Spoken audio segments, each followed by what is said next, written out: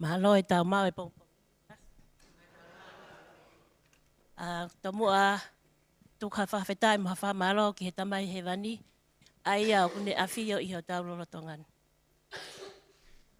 Tap mo ho egg. Tap mo amsia e ha ma tā pule. Wa tap ki he tangata ik whaiwhikau. Ka o maha whaiwhikau. Tap ki he le tāta ki mo ha lotu. Wa tap ki he kau to ureke re ka. Ka koe vasko la ia ngaru tuko palataisi. Patapat ke si asi hono kotoa pe. Ai au tau lo nuku yono sai ane he pong pong whakaloko eni. Kai ke ngā loa e tau kau aahi. O alua e rea au kutaka. Me he kau whaiwhikau ko nau more atu. Ko atu uta. E kere kere o ngaru tuko palataisi. O ki kai ke toi lau koe ko haa ahi. Ka ku lau koe. Koe me mipa o ngaru tuko palataisi. O ku atai a taitari reika te koe. O kautu he pongpongini ke whawhawhonga e taki. La toi whasapa te ka o mai ni ka ofisa. Ha tari tai lelei. Tai loto mawhana e lau maari ko toa pe. Ai au tau lo nuku i hona sai o ne. E tai lelei atu ke kau hiva. Amanak ke nau to'o a whatongia he pongpongko ni. Ke hoko hiva o mo amanak ke mo tarak he popak he pongpongini. Ko hale soni. Ke mauai. E tau ngāwe. Me he taimi ki i tāniti. Koe whalawhala himi, kua whiri. Ka mata ke tau ngāwe.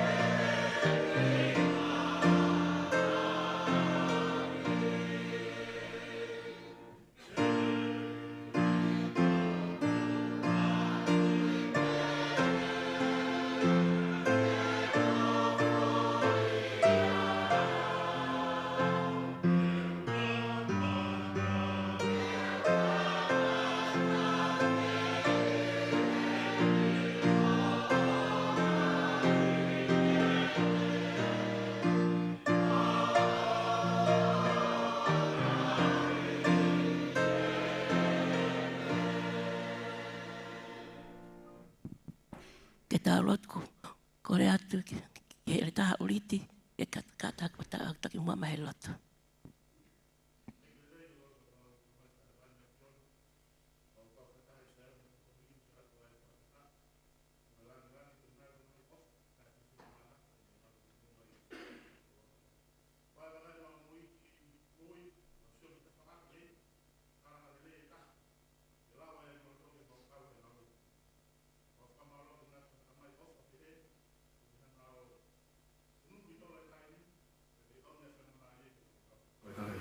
Mafa mala kuna ka mau kau ni saya ni ka mo kai na nalo tupu. Amna si mau ata sa sita ki asona fa so mai ni ngai hiwa. Mo ya ka solo se te va i le soni con pomi. Mafa mala na ka se la na ka his. Ka ke lo to ke fua ko si la de no mai mo. Ka we ka ta ke po na lo te sa pa te. Mai fa fa we to na ta u ko mo programa a ma no mo ka we. Mo mo be e ko mo mo ya ko na ta pa pi na trai ko alo.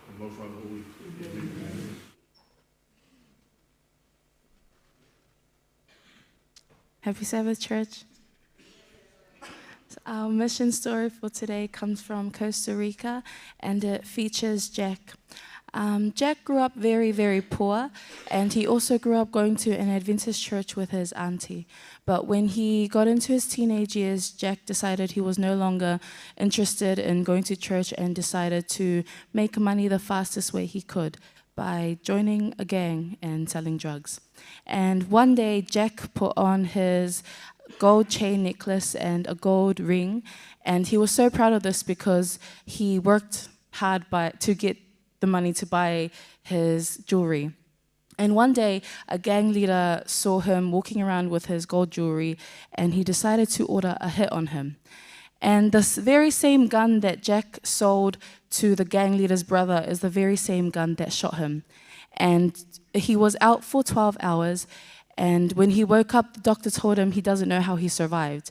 But Jack heard from his auntie that the church that he grew up with prayed all night for him to make sure that he had a speedy recovery.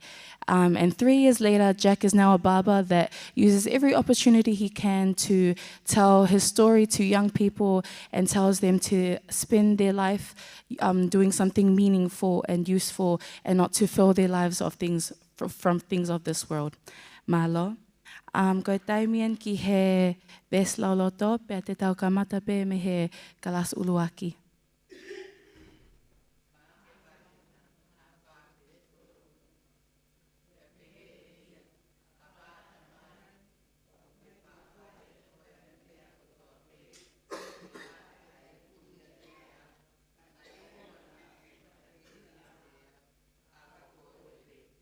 Malo opito kalasua.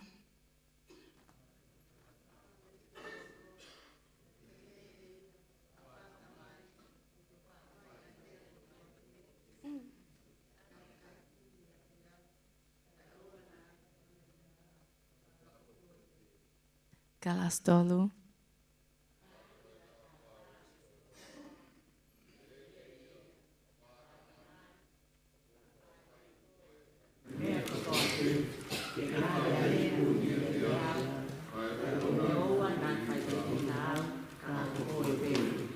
Malo kalas pa.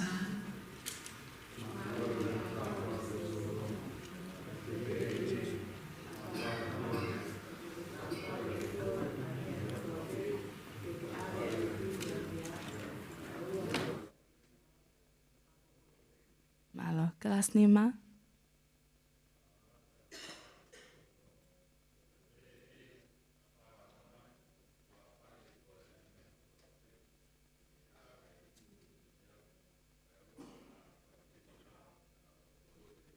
Malo kelas 1.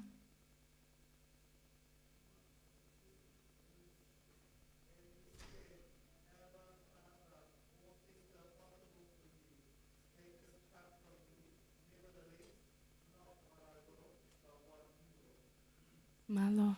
And cornerstone.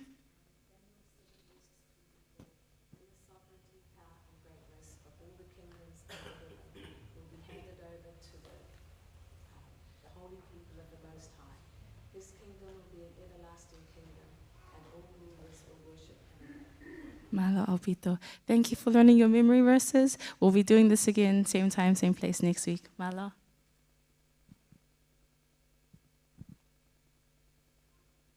Koe, kau ki talate ki mea nai hauka neu. Kau kuafe mai pehe kei timu ahe, whanoko mai ke longoa. Peo pehe, koe ke soa mea lere i tua kou pehe. Ka whakate e volo e. E koe ke soa mea lere. Peo lere mai, o ko whanoko pe ke hive hiva. Peo hau pe, koe mea lere pe a malu ma ka utau he. Ka pehe, ko hiva ko fe u mea lere ka kai koe ia. Ta koe kalasi ena hiva koe. Ka mou ka tak. Malu, ne ei befoki a ui e malu a kau hiva. Kalasi ulaki, kalasi ua. Ka taki malu, na iai pe e uhingoa aku, na uhanga whakahingoa ke u kalasi. Ka kou loto pe ke u whakahātu e uhingoa ka e u kalasi. Ke mou ilo ki ai. Koe kalasi ulo aki, mou ka taki pe na uai o mohingoa pe ko whakaofo ofa pe ia. Ka koe aikoa mohingoa, na iai pe uhinga, na iai moutolu ki ai. O te moutolu e ke mai puka hai uhinga. Kalasi ua, na uai ka moutolu ai matamata lerei. Matamata lerei. Kalasi tolu, na uai ka moutolu ai fie whakaofo ofa. Pana iai pe uhinga na ai ki ai, ko uhinga whakalau maarie, ko uhinga whakatua kakano. Kalasi wha. Ko mohingoa na uai ka moutolu ko fie lerei. Mou kātaki pe, ko uhinga whakatohi tapu e na ai fie lerei ka moutolu. Pea koe kalasi koe mui koe kalasi nima, na ui moutolu ko beautiful moutolu. Pea koe kalasi koe e kautala vou, na uai ka nautolu ko young beautiful. Ko iai, mou kātaki, ko hingoa ia e ngāwe aki ki moutolu. Pea koe taimini rewa, te tau whanongo ke hiva ai fie lerei.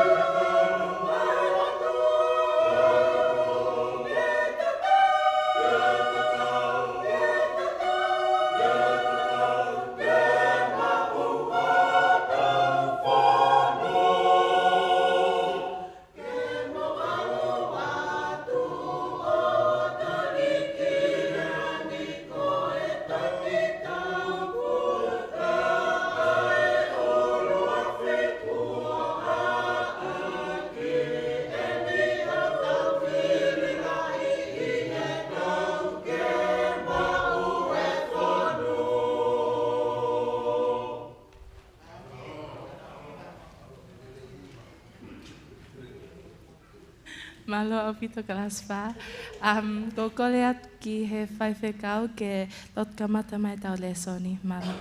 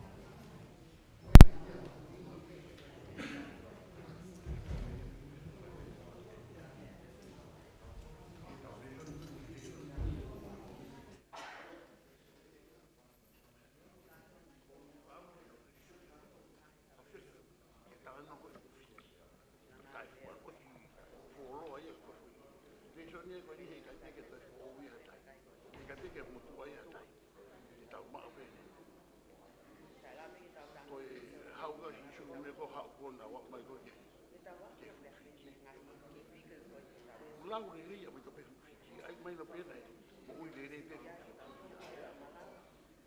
to me ko to kanga ki ai mo fa ka kau ki ke au ko e ju ke fiki ko ne fa mu ke me fa mu ke fua ka tai te tau pe ne ta mai ta la no o kai fu ka to o kai ko to wa kau e ta we pe ko ha ki wa kau to kai ko tai mi fua i o a kau aingi a munga u pepe. Mo pēna e whea pēna no tamate kua kau. Rolo to mai nai mo ui le leipe. Mo ui le leipe kua kau. Peka kia no fua, hene kai kua no fua. Ka tangi si sui sai. Kua kau. Ngata hene a honi. Kei kai peto e mua a pua ia mea.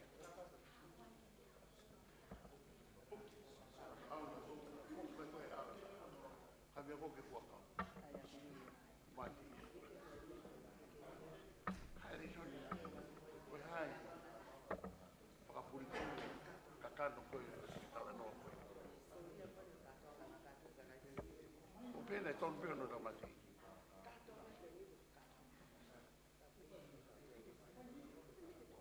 Ko osi kuru rako ke tala no aka.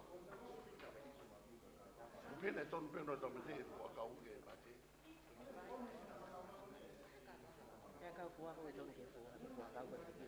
Ia, koe fua kau ia, koe fua kau o fua. Kana e kai ke fua.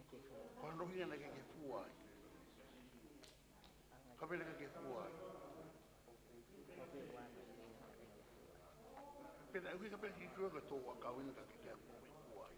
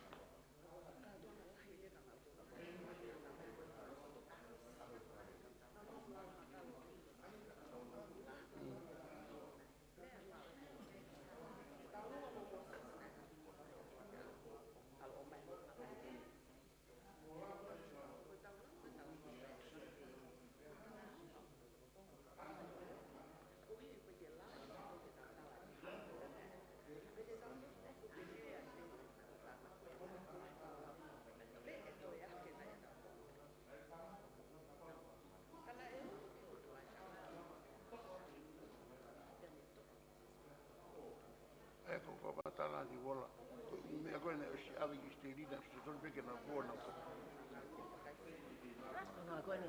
Panonga ke foi fa matala.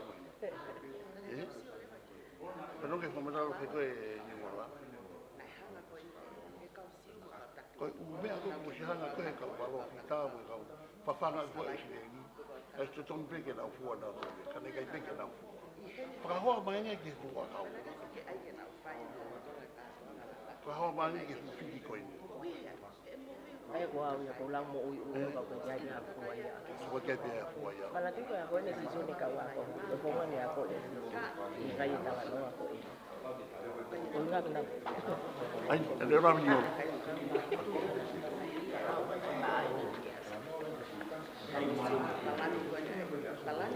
Ai ke ra hi.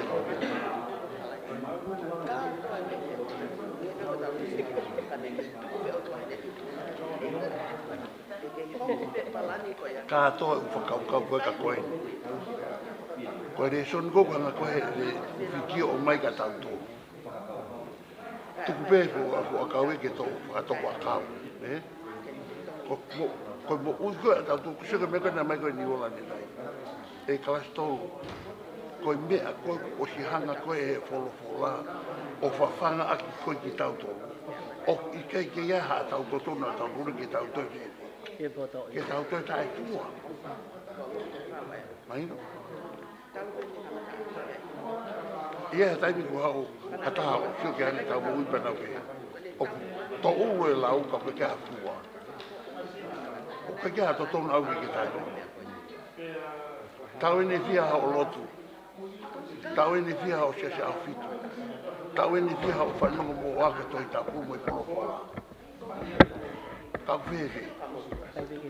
Te kei pe, o pe pe te whalahia, o te kei pe kia fua. Ta koe tae fua koe asia, i he tau whewe. Asia he tau onga koe e tau mo. Koe tau no fuka riu sai pe tau no ta ture he ni. Koe te mita tau no he ngai whitu. Ta rau whaafai pa he ngā mea pa pe mai koe. Mea tae ngāri mo ni koe. Koe uhi he usio mai ki hau whotunga, pe sio mai ki hau tō, ke tu unga koku ke iai, moi matu o tua koku tau iai. Koe kia ata tongi au ke toi fōu mai he umea koe kia. He kōstaingi ke whēri, ke hiki koe me he lau a tātāpe, moi mo ui afa pe koe tai aha kua o whēri, o fua. Ko hingai koe nei hinga kasi ki fua i he resoni koe. Na i kai kia hano fua kana i mo ui pe fua. Peji, sai, e fufiki, ma roa pito ho mo ui lelei. Kana upehe au e te uwao koe ni. Ke mao ha fua mea koe o kupene, o ke fua. Ta ko hiko kente ke fua, sai. Ko hiko anga ue lelei. Ai koe mea koe hoko koe a koe e foku mea kisu. O kui kai koe toi foku mai anaia ke whakasio koe pegu ke fua peka. Ko ene hau anai au amanaki mai kota ochi pe. Kota ochi. Tau tala mai e pula. Ko kakai kan ki tēne koe nau fua. Taki tolo ngō fu, taki hono ngō fu, pia tangi, pia taki te au. Resoni e koko me ta tōu me whiki tai. Ko e ngai whiki ki tau tolu, i he ngōu e koe, ai, takoini. Hoko tai ni koe ke mao ai me tiki tau tōra kua, i kai ke bēre, i kai ke kua. Koe fo ui o hai. Koe koe fo ui e, oe tauhingo ue, koe fo ui e te waka. Sai. Sio ke fo i tala noa koe ni e, whakamaa koe ki isu koe a ten pāre. Sio angi kai o maha ki, o mai hatau. Antu ke tau foki tau tenu whakamana. Sio ke whakamaa koe whare hiki taku. Ai whare whakamаа tau koe tenu pāre. Koe hae mea tau wako me i tala noa koe ia. Mea ene na umau. Naka ke utei a mana ki au ia ki ia. Lai pe no wholo koe. Whakamаа i tenu pāre mo ke mau ke haa koe haa. O toki whanau ai koe whamatala koe ni. Ako meko o mai ai. Kuke ka pau kusia peo ata mai au whakau ki ai. Ka ko whakaama ki lau inaki. Ka atoa koe whakau. Ma tu ke te mpare, koe lata anga ia, koe kakai masiwa, koe kakai whaingata. Pa mo ilo e hau a sione mo, a pita mo, hai sione, i whare loto hei na mai, o koe sana konu kore e matawha. Na e lata kakai kia e na nau ilo, koe kakai kou alu ke lotu, koe kakai anga lelei ki nau. Te mahalo pe wa ilo pe so pe ngila e pe si mo mea ba ka ngari pe ko e pe lin e no foi pe wi kai ko na ua pe ta ko la ka kai masiva mo ka pe na talia ana bla ta mai ke pa ka mo ile te ngana e hua e ko fa tau ki na hu na ko ke ka fa tau o hu mo na ko wa ko ki roto ana to ro turi ka masiva mo ka fa ta ia me tempa ko me re ta na mo lo ko hange pe ko ta fio ki toma ko ba ai ko na ki mo I ka mo ko lo ai ko ne ka to anga pe fe fi ke to tongi ko lo ki o po mo lo ko me na ho ko ni ta ko ne ta ko ta ka ki ngata na ka hu e ko lo mo me ha ki roto te pare na to hige to hige to tongi ko lo ki o ta ko hiki ko to tongi o lunga o ke lava ha ke lava ba si va ya mo fainga ta ya o fa ta wa me o mama fa to ko sai na audio na to me tempo mi va de son ko e a ko ma he so ni ba ni ta ko tai mi lahi o mama fa no hori e kau taki lotu ke to toni ai kresi me alo koe ai oto koe kresi me alo ofa e otua o kai ke te o kai ke whakatau pe mi kai ke to toni ka maa pe ia o kai ke whakafuafua ke kakai tuku maari ka whakafuafua ke kaua ke hivi koe koe masiwa te me tutata ai ko kresi me alo ofa e otua o ka ke fe ba ke to tong mama pe ta wa ko ke ro tu tai mi la o mama ai ngai me ko ta vi fa ki mai ko ki e ro tu pe mo sia o a ui a fe ai a fa inga ta ai ka tai ka o se ne ko ro tu o vi ba ke ta wa ke fe Tama I jungo kuma ka venga fe. Mama ate. Ka venga kuma ate mo fai go fu. Ke fe unga mo wa. Ke fe unga mo ma wa ta mo fai mata. Sai. Ko ta no la o sin go la ver ke ka wa ki ta. Ta mo e. Ngai mana ko na fai si ju ko e ni ba. Ko mana ko to be na fai ki. Ko le o si be Kamela le ho. Na hiki me vitu poa ke vitu fo me ta. O si pe de fai ai banda ke tota. Fa mo ui hiki ke vitu eta. O le so ni o mai mi ai ka ki ta tolu ka tolu. O fie ma ki ta hiki be tu uma ke tu uma I he tai ko to ape ta. O fie ma o ke ta kala. Pe o fie ma o ta mo ke to ke liriu, mo whakapo'o, I he taimi koto. Taimi lahi, o whewhe. Taimi lahi ku tau, nofo pehe mo ui motu. Taimi lahi ku tau nofo pehe mea kou tau anga mahena ki ai. Kau whe mau ke whewhe. Whe mau ke ke. Sio pe ke anga whono ngāpu, sio ke anga whakalaka. Nai mea kou koko, pia whewhe. O sa pe tau. Ia ke boi ke tua ta o se ve ta ko te ni ta ta no ma ta ke mata si ko te ko ke vi ke toi ni ko ta ma ke vi ke toi sai ko ui ko me be ko na ni ilo be ta to ai tai ni ko ki mo atu o ye pen ko ilo ta mo ya la fi ma be e ta ui ke fa kala kala mo li ko ui e li be pe me aro ai tai Kau hau ko ki le son kon oi a oni. Pe a ko le son kon a oni te tau hiki holo pe me a koe o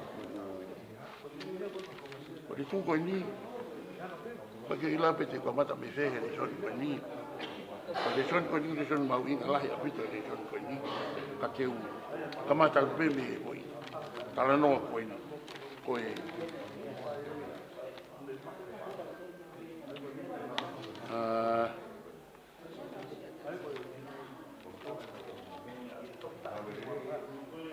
o le son koe o wike ni o tau tala noa ni ki he wike whaka osi pe ni koe ai mu i koe a sisu na koe katoa inga ai mea koe nei hoko ki he wike koe ni koe ai ni o wako i meka ni tau pea i he wike o ni te tau sio ai ki he ngai whainga taa na i te kuki pea mo i whakamo ui i he rorotonga koe ia ai wike whaka osi koe ni koe ngai tala noa mua mai i he tau le soni koe ki wike ni ngai tala noa koe ni o i laka atu whakataha e laka atu pea mo i oho mohe mo i tala noa koe ni o ke kine koe ni nai koe ni no katoa koe i tala noa e tōu koe ni o ngā uhinga pe ki he mea e taha koe hea laka atu koe hea laka atu konu tau koe laka atu koe tahai e ngai katoanga koe a kai katoanga kai siu koe katoanga koe nei whai pe i he tau ki he tau pe nei hoko ia koe mea i nofo ka kai o nau amanaki mau pe ki he katoanga koe ni e nau hao i kia kai he katoanga koe ni koe whakamanatu ia o e ha na hui ke laka atu ki he olo aki o pehe rau ne toni koe talanoa koe koe katoa laka atu koe talanoa koe tau atai koe talanoa katoa laka atu koe whailonga ia koe i kuna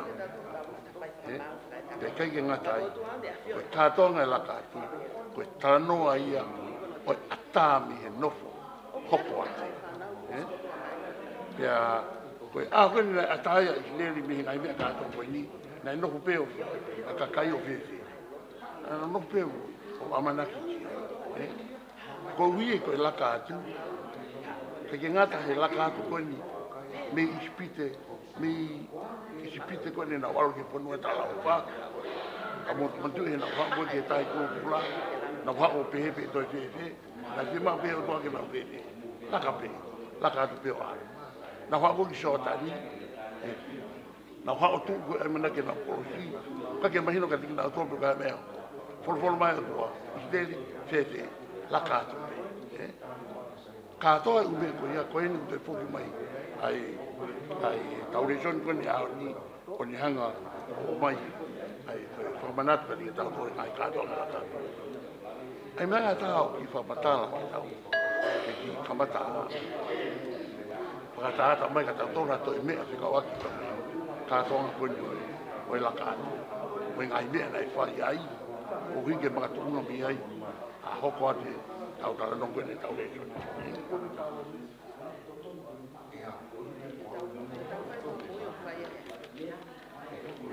Iyo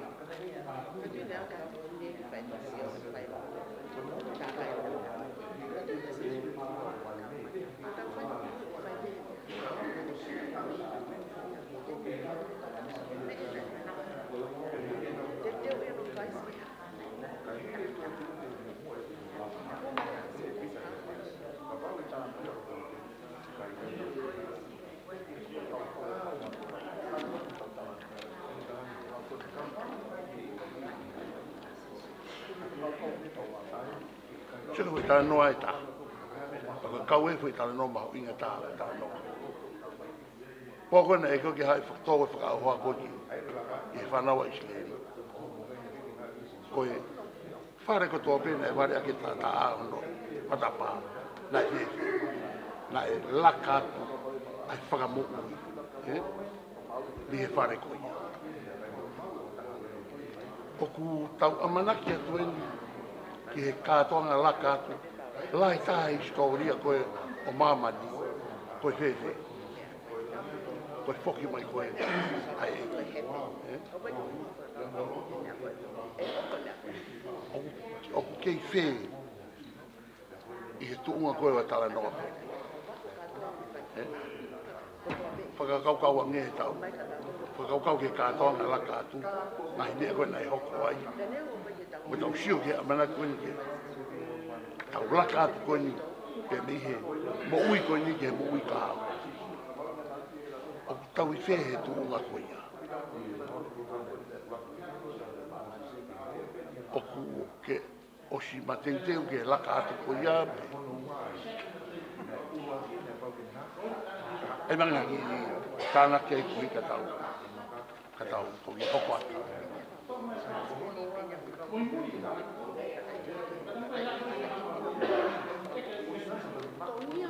E tolu?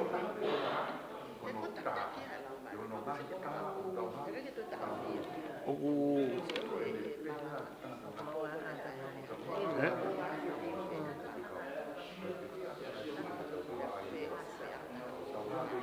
Lima que te habla yo.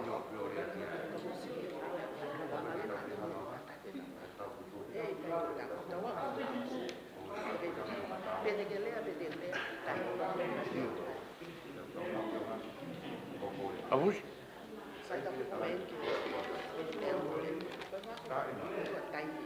Pues la catu, pues talanoa ia, pues tauataina, tanoe o ikuna, pues talanoa o hao.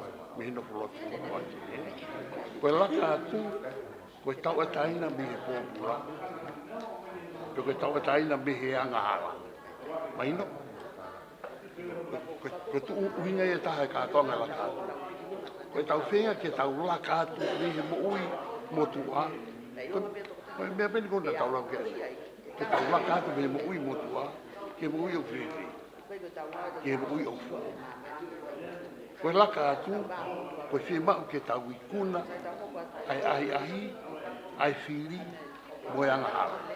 Tango umea koe whi mau, koe kātoa koe laka.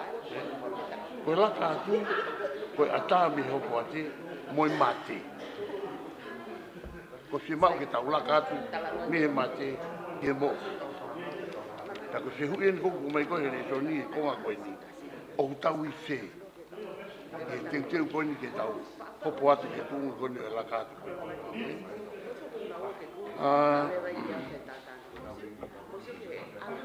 Tātai ane me ulawe mai katoanga laka atu ka tau popo atu. Tawau ke tawa kone katoanga kone o mohe. Ka katoanga ne ta. Koe o mohe. Koe katoanga, hange pēha katoanga tupu o pēnia. Ai ka kaisi. Ka koe mea e ua o kui loto, e kātonga koe o. Ura ki, koe ha.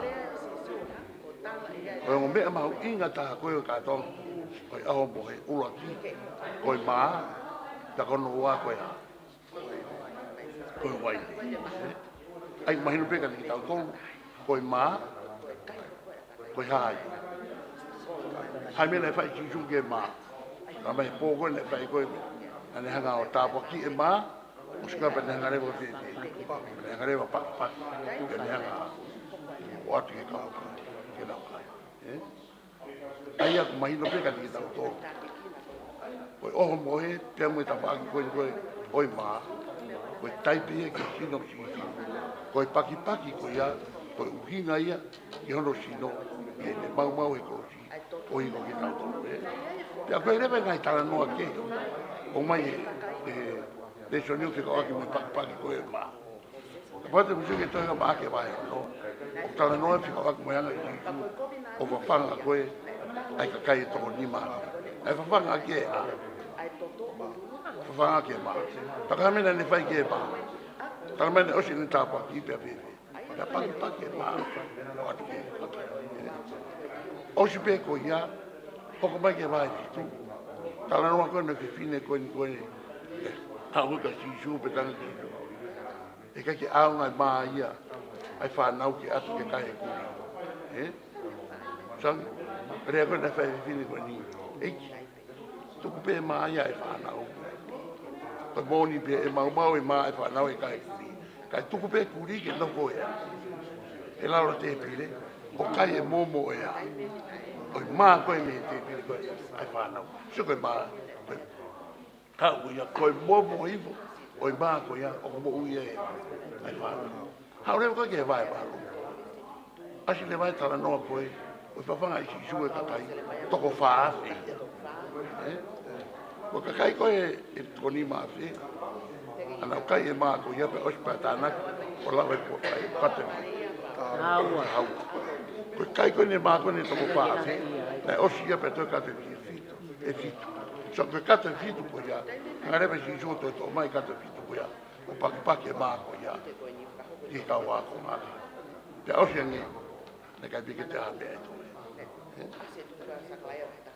Koe, le soni fuku ta wako me tala noa paki maa. Ai lava koe ke tau ki nasi. I e keresi, mo i tufa koe, o i mesi mo i ala ofa koe. Ai oto.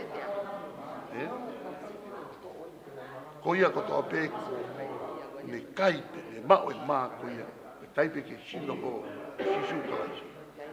O ko ke inasi, i e keresi, pia mo i ala ofa, ko ia e oto. Kono tau mua. Ta wha koe ki he, ta wha ki koni koe oi waine. Oi waine, oi fua pia oi waine. Kai hana tō mai koe he tau rei soani. Whakatātā e waine koe ni, ki hea. E tātā a koe ia, oi aro, e kia koe porosi. Ai kono whakarea e tā, oi tātā a koe ni, koe toto koe ia, koe toto oi whetong. Oi tātā a koe ia, oi whetongia, o pe moau, aenga e patonu, ke ta ia korosi, ke ta fua e ta ia, o fua e ta angahara, ka konga e sisu o ringi hono tātā e korosi, o hika whamu uia i tau tō. Koe toto, koe hara, koe mo ui anga. Koe toto, koe malui, koe malu. Ia koe ngongu whaosi, koe ia. Ia koe toto, koe toto nei sila ia kia, ai fuakawa. Ai fuakawa. Ka koe fuakawa, koe fuakawa motua, na e sila ia kia, ai toto koe oi monu manu. Ka koe fuakawa fuo, ai ni koe ni, so ka no koe kia he pupuri, na e sila ia kia, ai tātā a koe ia o sisu. Ia koe taha ia mea, o ku tau ki noho, e ahoni whakakau ki ai, ki he whakaupu whau, o ke resi me aro ofa e atua, e lava, ki te whakamu ui ai, ki tau. Ke e pia taha, koe whakawa motua, tātā e mua. Ia.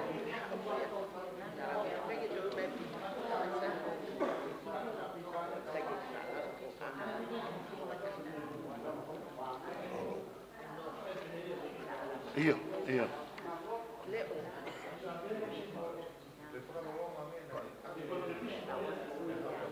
Oi.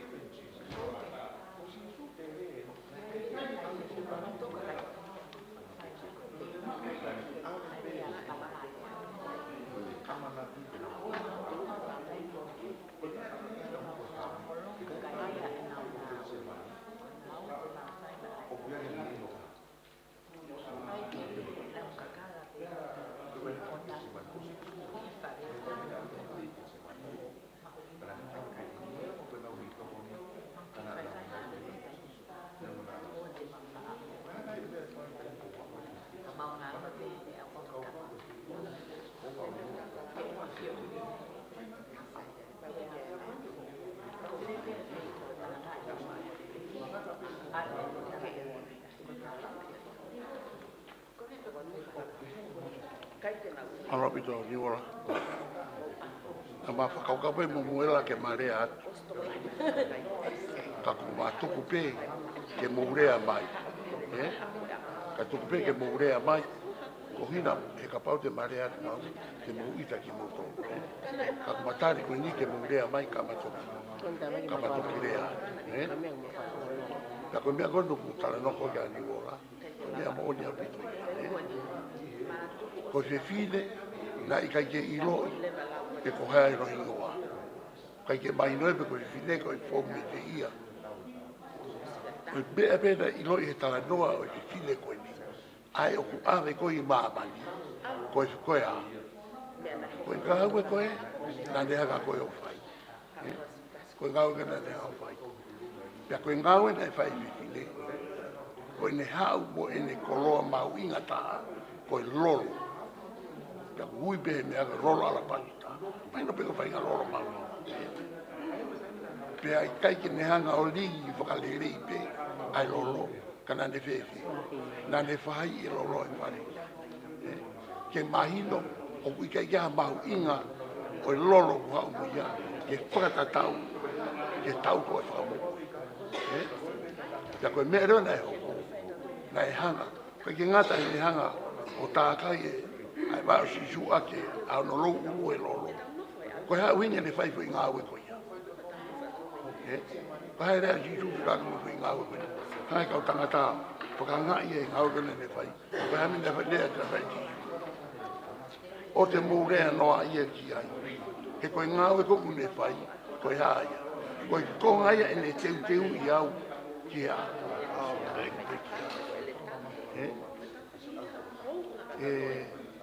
Kau whiwhine. Koe haa ho mō mea, koe haa ho mō ngau e o ku whai. Koe haa mo mea whai e tau nofo e i he kia ki, he tau nofo e lotu, he tau nofo e ngā ue. Koe ngā ue o ke whai, o ke kau hono pou e ngai ngā ue koe ke whiemau ke tau. Alo ke tunga o kulere i ange, pe koko mo ngā ue a mo toru koe mea, ke ne tuku hifo ki tau toru. Me koe nunga lau mai koe kia ea, ni ola, e kau whine, koe mea koe ni, koe rea. Kai ke kakai te lepe, koe kai tangata ni. Koe mea koe ni koe rea. Moi loi, ai tau ngau ea ke mea koe rea. Koe ne whea la ki peho rea, uke ha.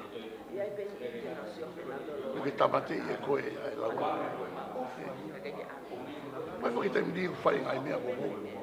Aroha ko tau rotu whaitangata e tau ita, mo tau rotu o mai. Tau ke whaai e mea koe ni whaai e kakai tua lai mea koe ni pia. Tupe ke ulea ke whie mai. Ke whie maari e, kai ngā whihi ai whakataha, mo i sia si mo e kakai, ko orea noa ia. Pia whakamamahi, la vea i ngahi loto, mo i ngahi whakakau e angai tau. Ta tau pe, mo tō kakai whiwhine, mo tō pe kakai tangata. Mo a pe mea kakai. Koe mea nia tau tai toka ngalahi a pito. O whamaloa ni una i neanga, o whamanatu mai tau me hiki ne mea pa ki tau ngamanatu. Mana tui mo te koe ai deke ke rea, o kaya no lao e rea. Tala mai atahe lao o e rea. Koe a, koe uraki whakakau, pia ke toki rea. E koe rea tai ngō ke rea koe o mui he anga koho loto. Koe ne osia nge koe au whiwhi. Ange a whare koe nei. Holofa koe ki lana. Pea, koe, tau te whoki koe ke tā noa ke kine koe ni. Pea he whakamatala e reto ni. So koe, koe mea nao tātu koe ka moto luki. Ai koe moela.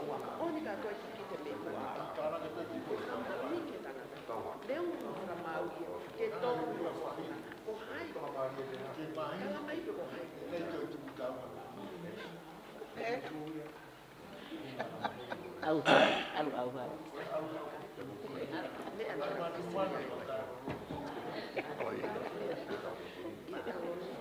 So koe fui reto ni.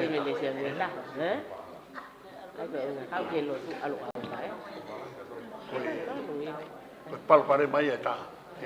so pare mai ne ta Lai au pito. kai koe ke tau alo le ta tolu koe ke ta fa ki koe ni e tau fai e mea o ka ke fai whakamātua atu au biga hanga koe tau fai tau ngai katonia ma tau ngai kapa koe isi asi ko tai mko koe ke fai ai o ngā ue ke fai whakamātua atu o ka ke osi ai ho i ni mo māloi o ke toi whakatoa e koe ki whai ake o mea koe ngok tau mau kai koe hanga e tau no o ngai o ui so ko vinga bea mo e laka ko kai ki tala mai o no toto Ko toki o mai mo o ko ni. taimi o tau whai ai ha mea ai peke veve Au. ai ke osu singa maari Koi. ko osu singa maari o karea e taha ko mea ko kui ko le leita ko le leita ko ke koe ko le leita hai ka te au ko le leita hai ko ke eiki whai ho ngā ue whai ke osu singa maari o ato e tuku taunga ko tuku tau ngai ni tau toi hoi koe o toi wale lau hou le tau laki kai tuku koe mea koe o si pia vene ai ke vene ai ke osi o toi o tufi mai mea koe ia ki tau toi rongoa ai aku osi ha mea tuku ia ke oi ko mea nei whai i ai ke oa ni toi toi sai maro pito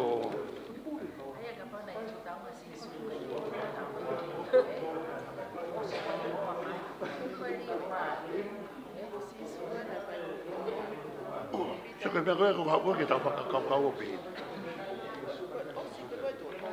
ngai mea tau rongoa ai ai he ahoni ke tau toi rongoa ai a pia pumpong ke tau toi rongoa ai a pia he tau kahau ke tau toi tue ahoni tau seho ki mui ke tau whanonga mai koe tau toi lai ngai mea e kohi o tau kei purui mai peo a mai ke ahoni ko mea ko tonga ki ai ko kei whata koea ke a wiki fi Ngo osi taimi ke tau si tu a me ngai me ala.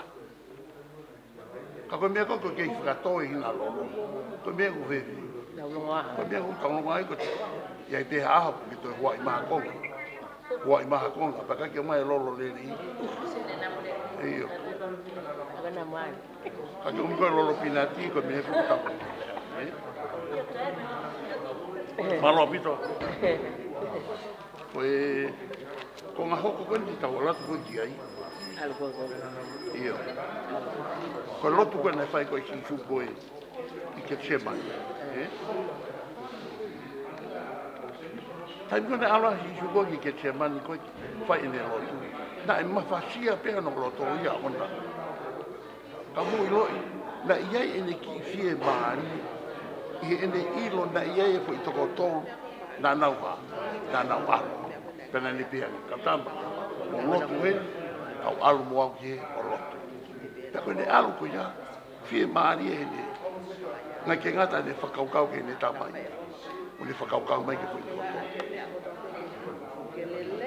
alu ya ko lotu ta mai ko ne lotu he poko ya tau ta ko ta ko kai longa ia ko pafasia ko ne mo o la mena e ho tai ngona e foki mai ai how we are feeling Una mo ke at na ilo to. ko tama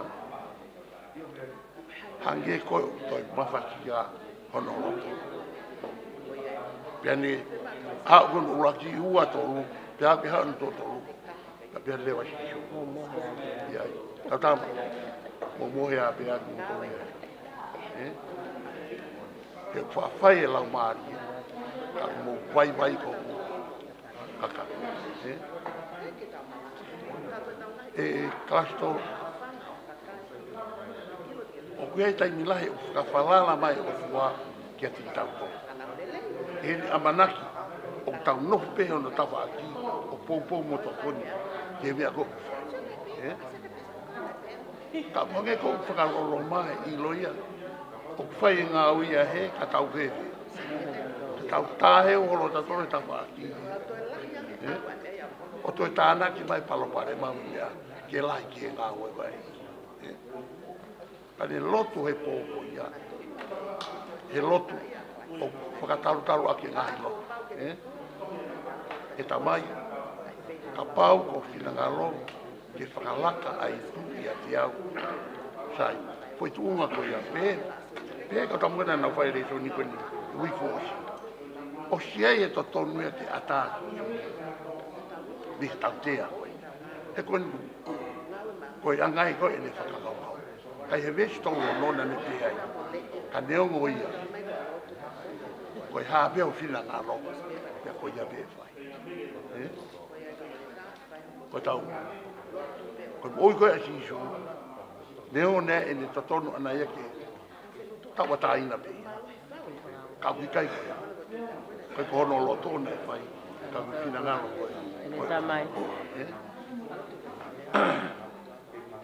Koe ha mea mua wau. Te tala no kono e loto si suku e ke tia mai. Ke ta hoka pika ki buki ta orki mea no.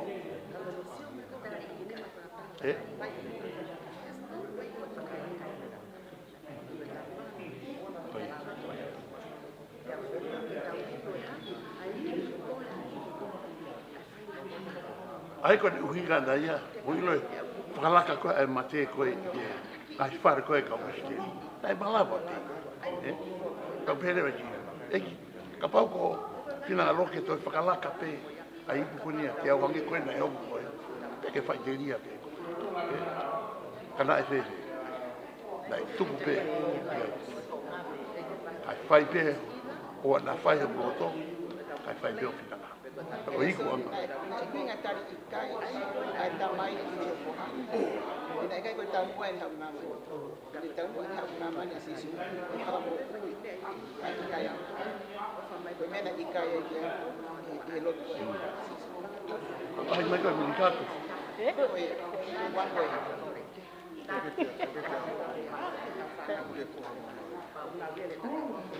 Mela, ai koe.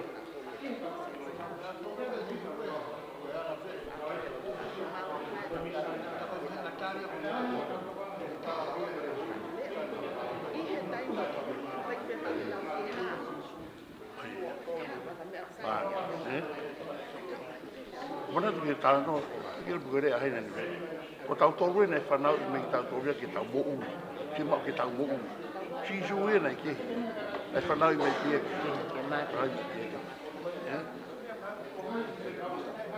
Kau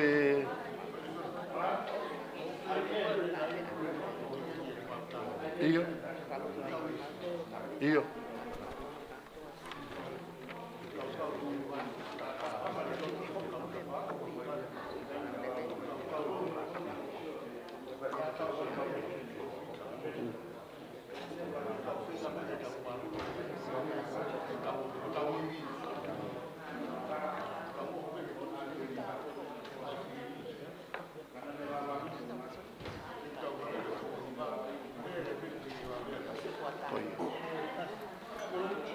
Chuka vehu i, ko vehu ia koe a koe. Kai pahui tui tui. Tau tari, kan chuka osea te kutala no koe, e tau hoka veni e konga hana oe koe ta noe ua ki mui utonga. Koe lava ki ko sisu, lava ki ko sisu. Koe tala no koe sisu no lava ki, o bewa matala. Na e lava ki a sisu i he taimi na keke. Taimi vai tahaini koe o ene mo'u. Ko hia koe whamatara koe e ki upe. Na i mawhasia o noloto o angi ka mani. Ta ke ngā tai, he ne hoi le mi mate, pa toi whakaukau ke kau ako ngā o whiwhi. O si kata na to rehem. O si kata na to e mo. Ako ni sia tu koe ke hau koe a siutasi. Koe tama pene tahana e a. Pea tahataha e ne a. Pea koe tama e ne hau o ne o e noa. Ono lava. Ta koe whonga koe na lava ki ake siutasi koe. A sisu koe whonga whakapoto. Ne ke ui bea sisu koe eiki, ko ono eiki be ia. Pea kei ngā taina ne umaki ai. Koe, pahinga mea whakatuta amaki. Koe ne umaki ai ko pehe, ko siutasi mo sisu, kana i ko he. Kana i ko ne lawa ki a sisu. Tā noa ko pitaro whakausia. Neo ne whakawhinga sisu, kai whakausia whene. Tanga pita mga kato mga. Oia. Mga tomala. Ki hanga pe ko ai pe ko whewhi tu e tā noa ki ai. Maro.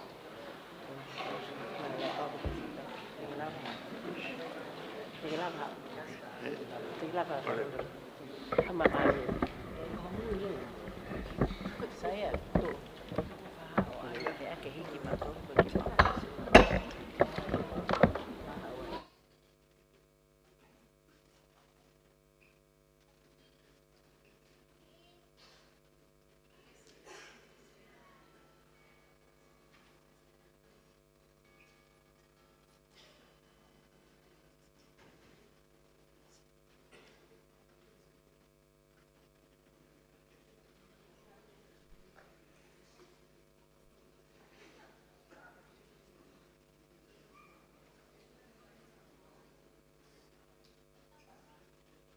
Tai roa tēnā whakamalo ki he kau whai ako e kalasko tape I hono tatake tau le soni he pongpongi ni. Whakamalo atu whakheni ki he siasi hono kota I ho mou lava mai ke tau lautoi whasapate. Ki mua ke lava mai kau hiwa ai kalasi whielelei. Oku I muani e tau puha whakamalo. Ko koe pēnā hoko sia ho aho I he weekendi. Peu ke Felipe hao mea o whakamalo ke o tua. Ko e tau puha e ni malo. Ko whakawhai atu hene kau hiwa ko mou taimia ni malo.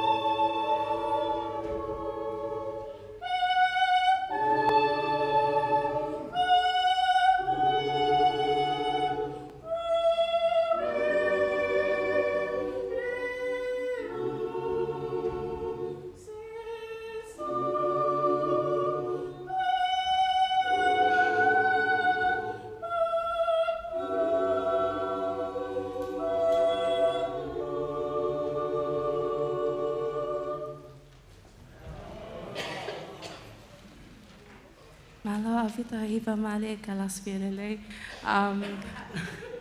O ku imu ani ai ngahi mea o whaaho a soane pala, ai foha a soane pala hame, o ta uwha hiva mo ene mo ko puna o ta uwha, pea mo e mea o wha whakamalo me he kalas.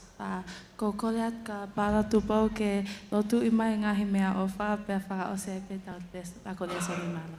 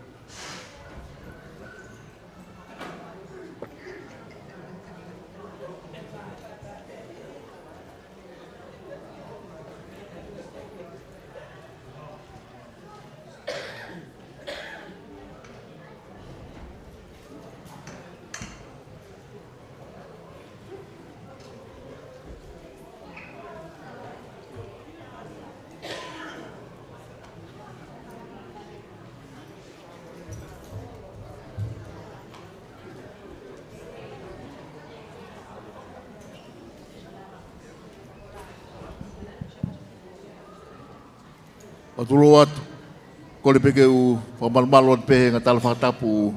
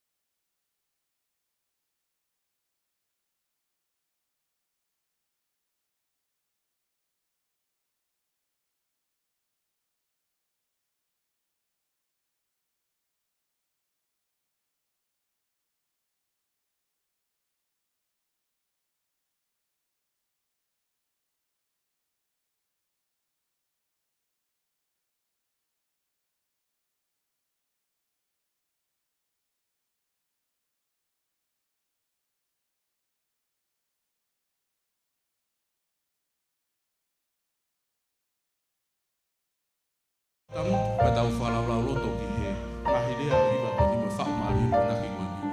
O ne tala noa ki ne honga ia. I he tau e ki uwhai a te ia i. I ne whanongaanga o ni hua. I o kapau ia ha mea te ke honga ia i. I he whanongaanga o wikendi. Lava te wikendi ngau e kakato ko ni. Ia ki mea e taha te ke honga ia i he tau e ki. Ne whai a te ki tau tonu no kotoa. Kore ki tau hiwa. Mo tau whakapau ke ki tāpua. Ki mea ko ia taha o ke honga ia i. I tau ni sisu ki whai a te kapu. Tau hiwa kotoa.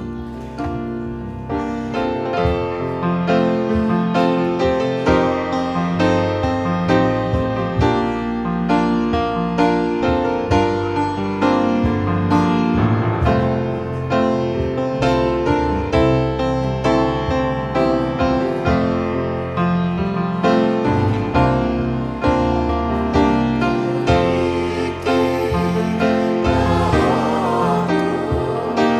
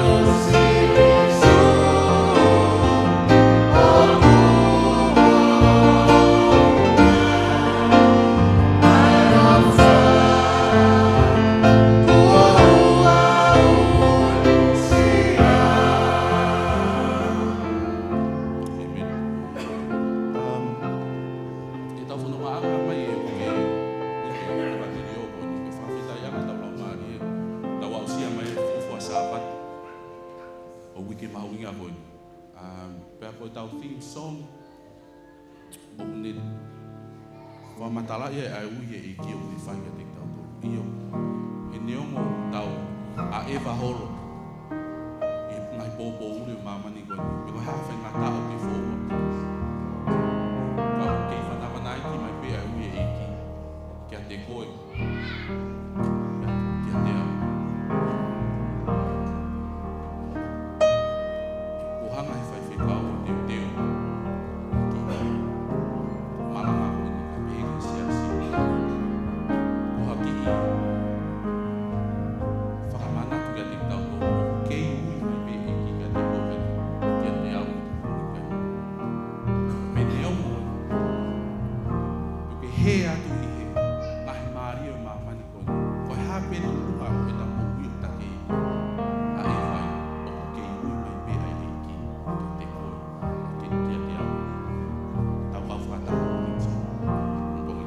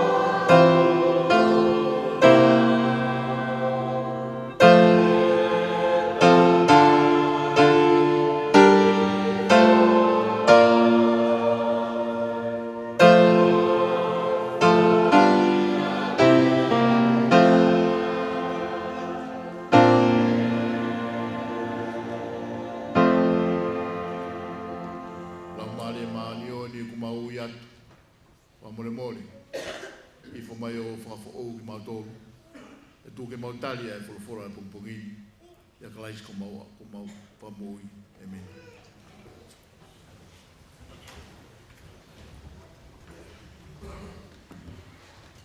Maloma tau te mau e pungpungin family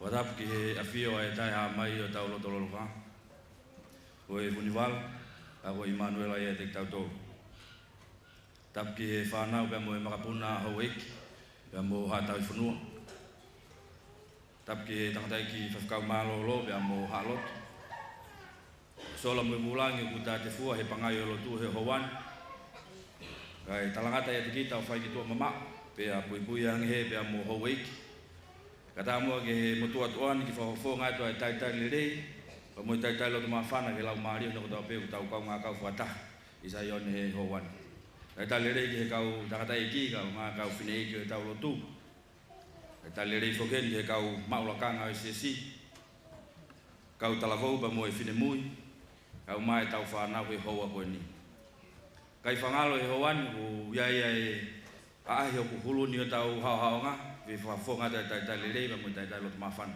patonga e ta urit o me Australia peta pa me he whakatonga o ma kawal fifia e whainga maari e ku tau kau ngā kau he howan pa ko lotu e pa mo e whakaam tai lerei e kumutol ki ngā lotu ko he howan ko lotu e pa mo e whakaam ko hae kolofolofola ko whaihono teu ki tau kau ngā inasi e howan tu pe mua ko hamea tene whakamawhana i ko tau loto e pirikimi o ku tau whai pa me taimi ki i taneti. I kai whangalo e tangatai ki whewhikau, pania e ki, a koe tau he potu ngoue, Samson lolo, whawhunga te re tātaki ka o mai se sia no taitali reiko he hauan.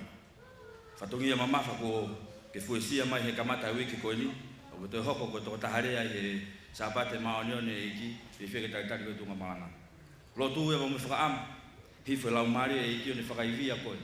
I kai ngata pe hono teu mo no mai e popo aki e alasi o tau loto kai hoko pe ko mea ngau e ki tu ke huelo pe lau mari e ki to ta e pom whakakoloa koe te tau hiwa himi ko whiri e tangata ki whaiwhikau ke kamatai a ke hiwa pa moe lotu ki ho tau otua tolungea ua noa himi te uspela te vesu laki pa te mo hiwa hoko mai ai pe tolungea ua noa himi na ngau he sihova e mea kotoa ne ofa he mea noa whewhea e tangata ko ne ofa ki au mutanganga i au o ko ilo pau ene ofa i au mau e tolu ngea wanoa ata ko mea ki oluma e tau hiwa mau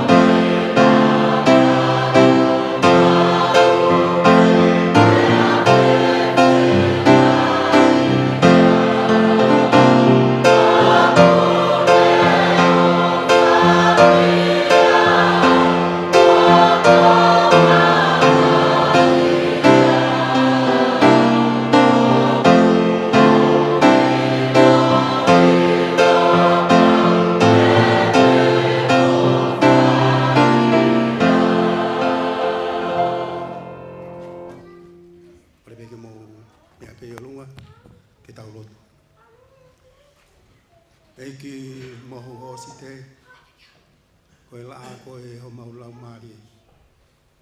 Koe tui koe o langi mo mamani, koe o tua lahi, koe o tua koe ho mau whakatupu. Tala noa ki ai ai sāme o i pongini, ku ke whakateunga pia ke whakanau nau ai ata. Tala mai o ku i kai ke ngoe ai manipuna, ka ku whawhanga mo tauhi pe ai awhia.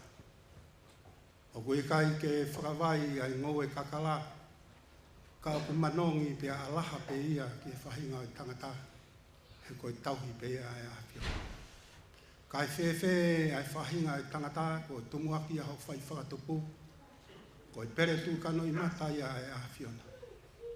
Mau whataha mai he pongpongini ki ho whanga o taha, koe kau longu tu uhi pea ki mautoro, koe kau anga hala ki mautoro.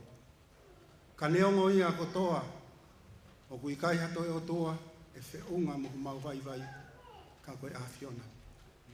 O kui kai hato e o toa, e whe unga mo mau alu mo tafuki, ka koe awhiona. Koe aku mau whakatoa mape i Saione, pia neongo e mau hola mamao me ia te koe, o ku talanoa pēa e whatu sāme, ka pau te mau ai ho mau mohenga i he tesi, tala mai o kui ai pēa e awhiona. Pea ka pau te mau tui e kapakau e pongi pea mau punat, ki he ngata anga e ngahi langi, o kui ai pēa e awhiona. Koe au mau whakawhetai mo whakamalo i he haua koeni, i he otua lahi, otua whai mesi, mai otua lelei, o kune tari e mau lotu, pia kauhe mau mea kotoa. Mau whamalo atu ho ngahi tari lotu, kua whai maki mau tolu, pia mau lave manu ai i whainga maari o e pongpongini. Pongpongini o ku mau lotu mawahe ko hiko e ongo whare o e mamahi. Aki nau tolu ki he whare o e hopo a te, mau lotu atu eiki ke hange ko le soni mau inga e pongpongini. To e ala mai te. Mau loto atu tamai ko hinga ko e whare o e mohenga o e mamahi. Aki nau tolu o kui ai ke ofi pe o tokoni. Ke koko e pe ai toke tālai. Aki mau tolu ku mau iheni he pongpongini. Mau hapai atu aho tamai o eki pia mo e koloa wholofola e hauani. Ko e mau loto pe ia tamai whakamore more. Ke whakatou katea ai tutu i pia mo e tānaki. Ka ai ha mau foki me heni a honi. O kui kai koa ngahi ngesi ipu maha ki mau tolu. Ka koe ngahi ipu o whonu mahu o hua i lau maari o e awhia. Lau maari e haere mai, ia ke tuwha tāpuaki ke mau whonu ai. E he mau lotu i a Christ Jesu ka koe mau whakamui. Amen.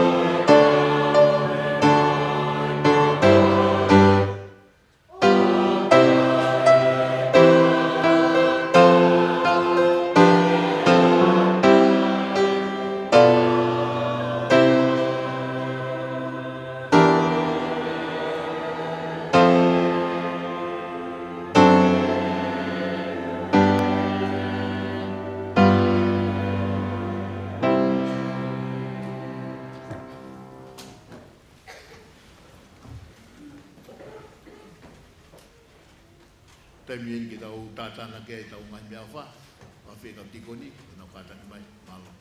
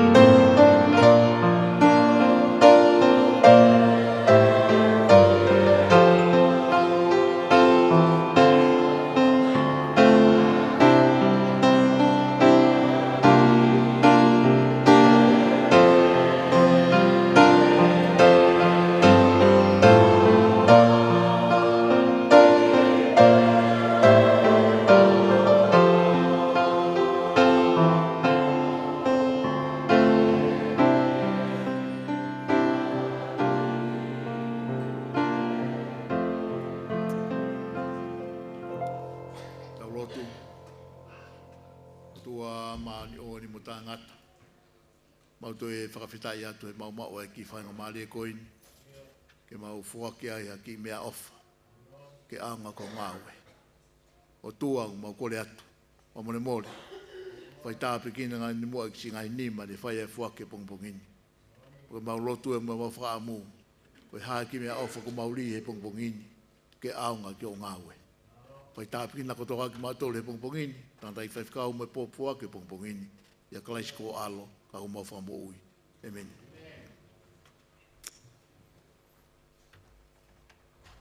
O tai meni ke he tānau mai whānau, pau kui a tāku ma teu ki ne whakako mai tānau mai whānau, o tai meni, malo.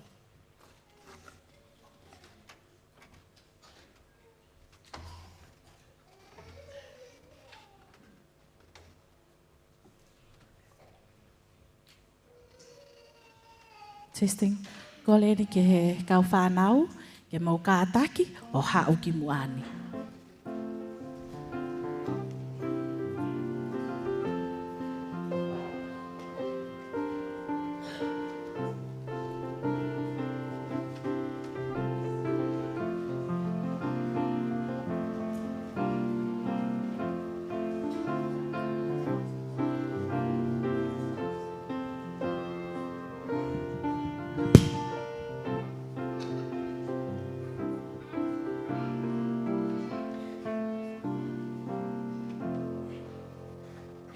Good morning, boys and girls. I am so happy to see you today. Can you please tell me, what is this? It's your? This is my ears. I want you to touch your ears. That's right. What do you use your ears for? Say it out loud. That's right. You use your ears to listen. You use your telinga to whanongo. Our wonderful story for today is called Samuel Listens to God. Samuel listens to God. Samuel was around 12 years old. Who's 12 here? Yeah, Samuel was a bit older. He was 12 years old. He was priest Eli's helper, and he was God's helper too. Samuel had lots of work to do. Samuel lived in God's temple, or he lived at the Lord's house, just like where we are now, church. Samuel will sweep the floor inside church, around the church, just like how you see the deacons sweep the floor here at church. Samuel, he was Eli's helper, and he was God's helper too. Samuel will polish the candle holder to make it nice and shiny. He will also wipe the dust off the piano, just like what the deaconess do.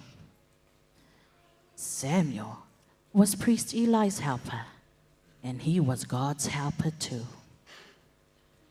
Every day, Samuel made sure that the church or the Lord's house was nice and tidy. It's nighttime at the Lord's house. So, priest Eli goes to his bed and he sleeps. Samuel snuggles himself in his bed. Shh, shh. He goes to sleep too. Samuel, Samuel, Samuel says, "Who's calling?" He runs up, he gets up, and he runs to priest Eli. "Eli, did you call me?" "Here I am." Priest Eli said, "No, Samuel, I did not call you. Please, go back to sleep." Samuel was an obedient boy, so he went into bed and he went to sleep. Samuel goes to sleep. Shh. Samuel, Samuel. Samuel gets up. "I'm pretty sure that's priest Eli." He goes to priest Eli. "Priest Eli, did you call me?" "Here I am." Priest Eli says, "No, Samuel, I did not call you. Now go to bed. We have a lot of work to do tomorrow morning." So Samuel went back to bed and he went to sleep. And a voice calls, "Samuel, Samuel." I heard the voice again. It's got to be priest Eli. He went back to priest Eli. "Eli, you did call me. Did you call me?" "Here I am." Priest Eli. "Samuel, when you hear that voice call again, you say, 'Speak, Lord, for your helper is listening.'" Samuel went back to his bed very anxious. He wanted to hear God's voice. So he went to sleep. Shh. "Samuel, Samuel." Samuel sat up and he said, "Yes, Lord, your helper is listening." God gave Samuel special messages. Samuel was God's helper, and you can be God's helper too. Always remember that God wants you to be his helper. All you need to do is to listen to his voice and obey. Let's pray.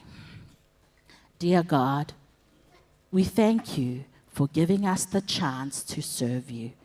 We want to be your good helper here at church and everywhere, just like Samuel. In Jesus' name, amen. Thank you for listening, and go back and sit quietly next to your parents.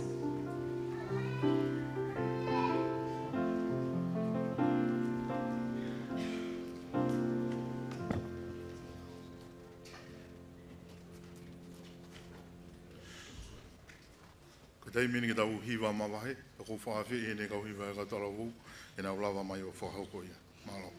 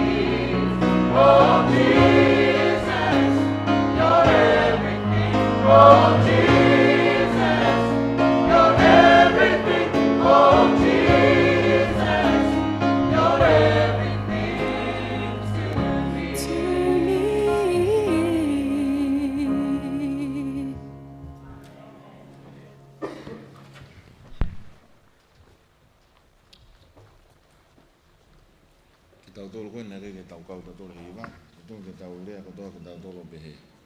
Amen. Io sisu ko aku kotoa pe ko. Pea koe mo oni ia, o koe pea mo au, kotoa pe ia, ai mo ia sisu. Kore pe ke u whangatu he whakataku o si ono kamatai ake o e proklama pongpongini, pea ku kore ke whamalumalo atuai. Whapapa ke hongo whiwhikau malolo, pea mo haa tau kei, ka tāpea wa moau ke ome malanga pongpongini, pea toa meni ke aho na whaa tau proklama, koe ui whaa o si. Pea whamalo lahi atu whamiri, ngahi departmeni, koe kotoa pe o kai puri he mutu ane e whilau rau. Hakoto. Koe ko haaku e ke ate e whamalo. Fe ape e whamalo. Pe me kau teu matalai a kau, he kau ngau e he prayer room, he teu e te pile, ai offer, he kau te ikoni. Tangi o toa ke hanga hao. Whai tāpu kina mo tō. E tau ngau e whakataha. E whaosi, e kuanga whaosi. Ke talaki. Ai leo ngau lelei. Koe ui whaosi whoki. O koe kai ko harea ia fo ou. Ka koe rea e bini au tawanga maheni he whanongo ki ai. Ka whi omi ke whakatokanga ea ke tau mo ui ke omo na hoko ia ko ha lea pe, ko ha kupu i lea pe ke tau whanongo pe me he tau wongo pe alu. Ka tumua ke hoko ia o mo oni ke he tau mo ui. Ko e ui whakaosi o koe ne uhinga pa mo ne tau mua. Ko e kotoa e wholofola mea senesi ko e ui pe o tua a tama hu ke whi. O te komiange e toi koe a whakaha o kui kai ke ui pe ka te ha o tuki tuki. Mahino mai a ne fuwhie mau. Koe pea moau. Ui pea tuki pea te ui e hoku kakai ke hao pea me ai. Koe whakaukau o e pongpongi ni au pehe. O ko ke whakapapau'i nai kua ke mo ui. O ko ke whakapapau'i nai kua ke mo ui. Tokai hae fuoloa o kau ke he loto whakaristiane. I o hoko koe karistiane, peko hoko koe tui o tua, have you ever thought that you are saved? Ko ke hanga, ko ke maunai that assurance, o ko ke heni he pongpongini, ko ke whakapapau'i, ko ke hao, ko ke mo ui. O ko kau pia mo ia, he re o koe ni ui whakaosi koe ni. I o hoko koe karistiane, peko hoko koe, me mi pa ses afito e senturi ua taha. Teu atu ke ha ere anga ua mai a sisu. Ko ke maunai pe ko ke whakapapau'i, ko ke hao. Ka pau e ui mai a mate pe tuki mai a mate ki a te koe, he poni pe koa pongi. O ko ke lama nai ke pehe i he huani, te ke kau koe i he raki toi tuu. Te ke lama whakapapau'i. O inga koe ni koe uho e nia pa mo erito ui whakaosi. Te ke lama whakapapau pe koe hae whualoa e tau kau ki he lotu, pe mo i siasi, mo i hao o mau lotu. E mona kotoa ia, ka pau o te kia ke hanga whakapapau i, te diwa sei. Ki mua peke tau whakahawa ai wholofola i pongpongini, tu pe tau kau whataha i e lotu. Tua mafi, wholofola mai ho tamau e ki. Ki ho kakai, i ho saione, i ho Sabbath. Pake hanga whakamau ia ko mau atamai. Pe koe hape to onga mo ui o kumau iai. Koe hae pore lahi pe si. Ke mau hanga whakapapau i he ahoni. Kumau mo ui. Pe ka hoko mai a mate. I ha taimi pe. Kumau whakapapau i. Te mau kau i he uraki i toi tuu. Amen. He koe uho ia o e wholofola pe mea senesi ki a whakaha. Ko taimi ko tonga pe ku teu ai haongo mātua, ke mau hana whanau, pe koe uraki pepe, whawhai he kātoanga e ni ihi, koe baby shower, koe teu ia, ke ha ki pepe fau kamana ke mau hana manama. Ta ko tui o tau tolu koe ko tau ausia, koe fuafua pepe, pe tamasi, pe tahine, ta tau e pepe koe ha, ka koe taha i koloa mahu inga, wai tau lea pe, koe kovi mua mai, pe ko fefe no ulunganga, pe fefe pa mono mat, ka koe ia uluaki, si is the best. Koe ofaanga pe ia tamai pe mo fa he koe fofua ha usia ia ai koloa ma inga pa mo fa ke otoa ai uraki fanau na pe he pe pa mo otuai ilo ka koe fofua tailok I loto hewani koe talanoa a loto hewani whikau aki pa mo uraki fanau tena hanga o ngā rekodi ne koe toi koe se nisi vai uraki vese wa no mo wafitu ke tau ngauhi ai tangata ta first dialogue I hewani koe talanoa I ke whakatupu koe pia moau. Pea hiri koe uraki moe ua hono moe tau kotoa pe nailelei, it was good, each day, it was good. Pe toki ngā umai ki he āwhakas na e ngāhea e tangata. Pe toki pehenewa he kakato e ne whakatupu, it was very good. Pea lelei au pitu, koe ne teu ai otua, koe uhunga pe ke he raki o ngō mātua. Koe lelei taha, nani hanga Fakapapau'I ki he uraki o ngō mātua. Pena kei ke ngata pe ai. Koe tau teu koe ka ki pe fōu, tau ngahi e wheitu, ngahi pia mo e loki. Ke maa pia mo masani, teu koe, koe ai atamai me I whare maha ke whaema po pe fōu koe ia, e tuku ia ai pia koe tokanga taha e whaiki ai. Na e pehe pia mo e otua. Pena ne hanga lema he mahe ua se nesi vese malu. Pena e tō ai ngoue e sihoma koe otua e potuha hake. Koe fuafua li liu koe ia tohi tapaka he pelu he tau e uange au. Ki mua ia sisu, li liu koe ia ki he whakakariki oku iloa koe Septuagint. Koe lea ni koe ku ngau e ake koe ki he ngoue koe Paradisos. Pe koe ngoue.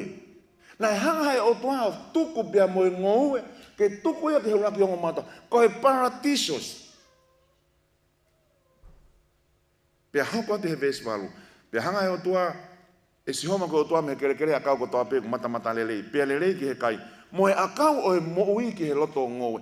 Ko i ngā ke makai kai ngō matua ke nā kai mi ai, pea mahino lema ko no maa pea mo e otua, e tangata e nau whiohi. Ko e ni e lelei ta, family. Ko e hana e lelei ta, o ko ilo pe au, ko e lelei ta au tauhanga ngahi api, mo teu I ki he tau whanau.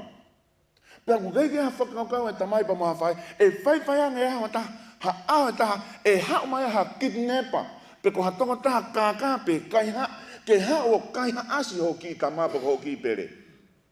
Pea koe tokanga ni ai o tua, e ako ni e mea kotoa pe, o tuku ia ke uraki ongo mātua. Ngā kai pa moe ngoe, ankai pa moe akau e mui, koe lelei taha ni ke uraki ongo mātua. Ke mahino ke te kinaua, koe wheohi moe o tua e tūloa e tai ngatai.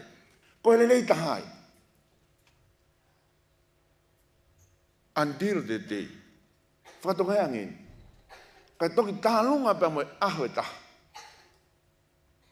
Kai ke ilo puku ke osi more hao pe, pahao ki tama, pe kaya asi, puku ke au sia ia. Kai toki tālunga pa moe aho e taha, o le koti kone vahe tolu a senesi. Mohiki o ngawi ki wawa, pe a mahawe tau tolu, mo ki fuhaku mau, ewa me ki tongantaki. Ka mahawe koni u lele whea he maketi he tui matamoa. Pako e maulua pe o sio whea pe, pako lahi whoki lolo, sayange tai mini wai ngai fu, te niti mga, ka tai mi koe nei. Pea mau alu pe, taki pe nima he foha tai mi koe ahi, e ne whae. Mau toki whakatoka ngai hake pe, mau ke mui mea taha, ko pūri e tamasi ia. U mau lele hono i tonga whae, ai mui hao me wawa u. Mau lele hono kumi mo fe tuku haki holo. Maha matoria kwa e whawhangang e ne kaureka. O kawat pia mui e. Toko wha agi e. Kai pia kene iloa o more. Taki mai hono nima. Ka wikai koe amanaki e tamai pa mo e whae. Koe lelei taha o toka ngai. Ka lele hono he ni whanerotu he pouri. O ku ke toka he wikai ke amanaki pe ke whaamu ke hoko ke hakovi. Pia koe mea le tatau e ni pia mo e palani ai o toa ke raki ongo mātua. Until the day na hawa e kidnapper. Pane ema mai ai heni. O ne hawa ia kidnapi ai uraki ongo mātua. Peke uraki ongo lelei eni. E vai tolu vestaha nima koe ia senesi. Whatonga e ange, e mahe ua koe ni vai. Ia senesi pe, ne e uia e o tua o ku moi fe. A ta ma o ku kei fe. He nei kai apito ko ne ko no fina ngā loi. Ka koe whiri ata pia whakafo i tui tui. Ta tai pepe koe hae lahi, ta mai pia mo e wha e. Koe whakarauto lahi e, o te peo kovi ho tau whanau. No. Ka koe hui ngā koe kidnepa koe whiri e nia. O ku whinga pia ke ne hanga kidnep. Pe kaka i hoki i pere. O ki kai koe palopare maa koe, o kai koe palopare maa hoki i pere. Koe palopare maa ia koe kidnep, koe whiri pe koe te volo. O ke ilo e peka pai hanga taha whai ha kovi ka te koe. Ko pau peke ke whai koe mea kia. Pea koe ni nai talange koe ni. Te ulaiki ho ulu. Kidnepa, kau ka mau koe te uhanga laiki ho ulu. Neongo tene hanga whakavolu ho mui mai. Koe lea tatawa mātua ki hata mai mo hawha e. Ka pau e hanga ya taha o kaha asi ho whoha poko o whiwhini. Pea koe mea tatau e ni, nai talange ki heni. Pea i koe e vesti ua wha. Ke tao whea ki naua, pe koe selu pini, ke ne hangare ohi ki naua. Koe pongpongi ni, koe tau sio ni, ki he palani ai whai whakamu ui, pe me tohi se nesi o au, ki he tohi koe a whakaha. Koe tohi tapu kātoa ani mea se nesi ki a whakaha. Koe whakaukau koe lea koe inclusio. Aia koe hamia ka mata tatau, pe ana whaka osi tatau be.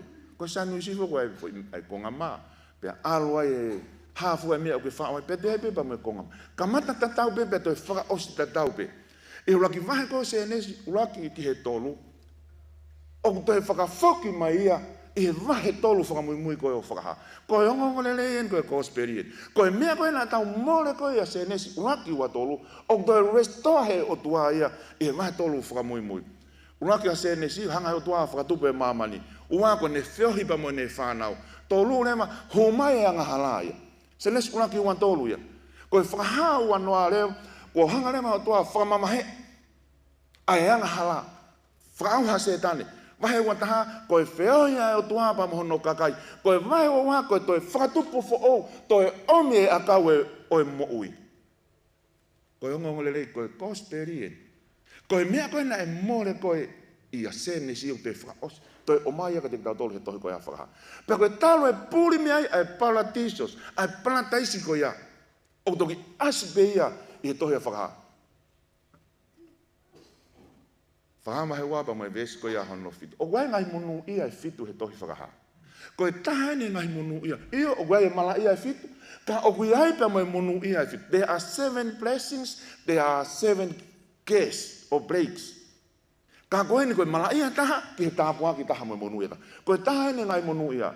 Ves fitu, koe ia koe ai te ringa, ke whakawhanongo ia, ke wholofola e lau maria ngai siasi. Koe ia tene ikuna, te fuaki ai, ke kai, me he akau e mo ui. Aia, o ku ihe lotolotonga o e palataisi, o e paratisos. Ai koe na ia se nesi. Koe ni ku toi fuaki mai ka te tau tolu ia, i he tohi whakaha. Koe ia ni koe toi asipeni ai fo irea koe ni. Te uhanga toi whakafoki mai ia, koe monu ia. Koe ia koe e ikuna. Te uti anga kai monu ia ke ne kau ia, i he nofoi, e he mea koe na e more, e toi whakafoki mai ia. E toi atuai pa mai a kau koe ia, o e mo ui. Koe vahe woua, ves whaka, vahe woua, ves taha. O ku monu ia, a kina tolo ku whai ne ngahi whekau, koe hi, koe monu ia whakau sie. O ku ngofua ka te kina tolo, ai a kau o e mo ui, pia nau huu i he ngahi matapā o e kolo. Koe hale ma mea nai hoko, na e more ia se nesi to o ia, koe hale mea nai hoko te whakafoki me ai, i he tohi koe ni a whakaha. Ta tau e pepe koe hae tuunga, o kuiai e tamo ui, pe na e more ha koloa, pe koe koloa pe koe ha. E hanga e o tua, koe ongongo lele ia, hanga e o tua toi whakafoki mai a kia te koe. Koe hale ma e mea nai hoko. E mea nai more ia se nesi. Pe koe uho ni koe, o e wholofola. Moi tohi tapu pe moi uho ni o e popoaki koe nei aho ni. Koe koe ri, koe fwoi taimi ko toa pēo, koe hanga laua e wholofolau, ase e fwoi rea koe redeemer. Koe ria. Koe ria. E rea whakahe pelu koe redeemer, koe mapu hawhi ngā rea whakatonga koe kinsman redeemer. Koe toko taha au fi taha ia. Ka pao te kau whare mahaki pia whai hau whai to. E atu kia te koe, ke whakamooni ko hai next of kin pe closest. Ko ia e whakamooni ka ai ha mea e hoko ki ho mo'ui, ko e toko taha o whitahai. O to tonga ke ilo huse pāniti me waifi, ko hai o ke whakamooni kai ke ne maueni. Ko e ofi tahai. Nau ke he ni koe tako aia he motu a ha taha ke he. Ka koe koe li le ma biai hono ngahi whatongia e nima. Toki nā koe tohe koe Levitiko wa nima mo i wano. Ka koe whatongia uluaki e koe li pe koe ritimaini. Ke ne hoho i ha taha pa me he pōpula. Ka alu ho toko wao ngau e pōpula pa keke lama totongi. Koe ngau e a koe ria to totongi pia whakafoki mai koe. Ka pau e more ho koloa pe ho kere. Pe koho api. Koe ngau e toko taha koe ni e koe ri. Tene ha anatu ke hoho i mai ke o mai pia moia. Ka kapai ke hako ho toko wa. Te ke lau e tohi alu te oku iai o wha o ai e talanoa koe ni. Ki he whakaukau e koe ri. Toko e lewa hawhai halai, whemau ke ame ke he whakamau, ko koe ri kono whatongi ani, ke mau e whakamau to tonu ma hono toko wa. Pakai ke ngantai ke toi hui e toto o hono toko wa ko mate. Koe talanoa ni koe whakakaukau e ne koe ri, ka ke whakakaukau ki a kalaisi, o kui kai ko ha koloa na e more. Pa koe ha ho koloa na e more mea te koe ho paradisos, more bea mea te au ia. Kai ke a taha ia tene lama whakafoki mai a parataisi ki a te koe pia moau. Pea moe a kau e mo ui na ta ngau e pango more ai. O wei ko a taha pe. Ko ta popula ki ta lava totongi, ui a homeless. Ke ta lama tawa whaiha mea. Koe whatongi ai a koe ri. Kana e anga whewhe. Kana e anga whewhe. Ai hanga e koe ko lau ko tōpe koe asipe fo ilea koe ritima koe ria. O ku talano ea ki a sisu. Ko ia ho closest next of kin. Kai ke lama ia he tamai mo whae whakamamani. Kai ke lama ia ku toko ua. Ma lope ku tau toko ni o tau ngahi toko ua. Totongi atu hono mo ua. Pata osi totongi atu. Ka pau e puke hono api, tau o totongi atu pia mo ia. Ka koe nia o kui kai ko hakoloa e lava ke toi whakafoki mai. Ko more a palataisi a pia mea te koe pia mo au. Taha pia toko taha ia. Na ne whai ni. I tainu koe nai whakatupu e ki tau tolu e he o toa i hono tatau. Na ne Fakapapau'I. Ke whakahauwhi koe pia mo au koe uhi. Ko ia peho ta ka inga au whitaha. Would you say amen? Kai ke lama ia e whai whikau. Kai ke te lama ia e taha. He kui kai ko ha pepa, o kai ko ha mea lele o more, ke totongi ke whakafoki mai. More kotoa. More kotoa e teu ai o tuana e whai koia se nesi wahe uruaki, ma e raki o ngomatua, more ia mea koe pia muau. Pia kai ke te hata toton, kai ke tato e lava. Mo e paanga lahi taha te tamau. Kana e toki hanga he koeri. Ko sisu, ko ia ho koeri, ko ia ho ku koeri. Ai mea ke lama ia taha whai, kia te koe pe whai pe mo. Kia te au. Sai, ka koe whihui when. Na e hoko whakaku, when did he do this? Koe hanga ne hanga whewhe ne hanga whakahoko e ni. Ko whe na e taimi, o hanga e luke o hiki e tala noa koe ni. Pea ko luke toko taha pe he gospeli, o kune hanga o hiki ai e. Ai tala noa, ai whe tala noa aki a sisu ba me kai haa a kau. Vestolu hiva. Ka pau koe kalaisi koe whakamoi koe taha ngi no kahi a. Pena e manuki kia te ia ai toko taha o e ongo whai koe whakatou osi pe. Koe lea koe kuliriu mea iko whai lea e ua. O kuhinga koe ngā au e kovi. Pembo e ongo. Ai o koe peka te halelea e ongo kahi ana e whai. Nā ta whakatou osi pe. Ngā au e kovi, ngā au e pango. Kai ai e toko taha koe ni. Kana i kai hakovi e whai he tangatani. Pea pehe ea kia sisu ke manatu ia o ka ke kahoko ke hopure. Mwai whakaukau e tolu. Whakaosi e tau pōpua ki he pongpong ni. He kore koe ni. Koe taimi koe nai pehe kai haakau sisu. Koe fo i lea pe koe sisu. Koe huingai sisu. Yahweh saves. Yeshua. Tohi koe māti uraki vese ua taha. Koe mea koe nai talanga koe whewhine. Pe te ke whanau ia e tama. Pe e ui hono hua whako sisu. He koe ia tene ha. Tene whakamoui, hono kakai me ne anghala. Aia koe taimi koe na e ui ai, ai kai hanga kau koe ni, sisu o ko uhinga ia, Jesus saves. Koe taimi ko toa pe ko ke ui pe te ke hua ke ai hingoa pe koe huafa sisu. Koe uhinga ai. Sisu whamo ui.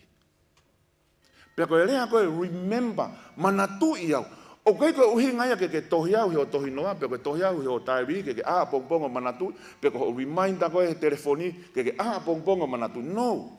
O ko uhinga remember, act according to your promise. Heo tala ofa. Sisu whama ui. Pea ke ngāu e o whakatatau. Pea mho o fuakawa ko ena ke hanga tala. Would you say amen? Pea koe rea ni na rea ke kahi ako. Sisu manato ia.